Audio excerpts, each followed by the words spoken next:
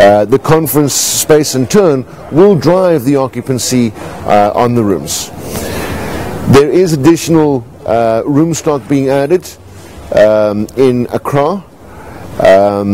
Over the last 3 years, we've seen two major brands, we've seen two major brands enter the market and add a considerable amount of room stock. And we do have two other top-end brands, international brands, opening within the next 18 months to 2 years that will put additional room stock on the market.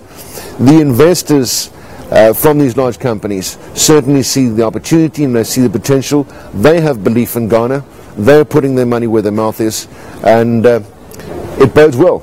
Certainly it's going to affect us as a property, but that's when we up our standards, that's when we up the ante. And that's when we look to improve not only standards but service too. Not that we haven't done that in the past. We're known to have the best service in Ghana, and that comes about primarily because there's ongoing on-job training. What makes me wake up in the middle of the night? Quite honestly, very few things, Jacques. We've got a great team on board with quite an exceptional length of service on average. Having done this now in situ for a number of years, we're not saying that we know everything. We'd never be that arrogant, but we certainly have our lines of supply well sorted out. Sadly, at the moment, there is an element of importation from other countries, especially items like fruits, items like perishables, meat, etc.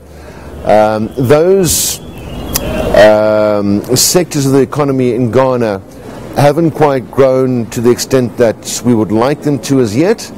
So there certainly is opportunity, whether it be dairy, whether it be animal husbandry, whether it be beef, whether it be vegetables, whether it be fruits. There's opportunity there.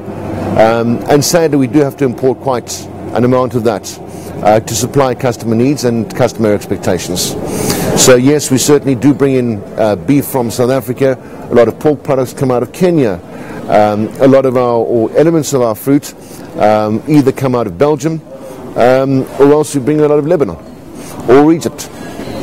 We try and support local producers as best we can. We try and assist the local producers as best we can in terms of quality, in terms of consistency, and we're seeing improvements in that respect.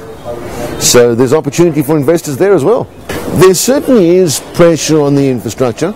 Governments or successive governments have endeavoured to make a positive impact on that, and I think they certainly have. But the number of cars you're seeing on the road, I think, is a very clear indicator of the growth of the middle class and the new prosperity that Ghana is finding. There's no question about that. You know, the old adage that when you go into a new city, if you want to get an understanding of the development of that city, to start counting the number of cranes on various high-rise buildings. I think cars certainly are something that can be counted as well, to give one an understanding of how the wealth is being spread or how it's trickling down through society.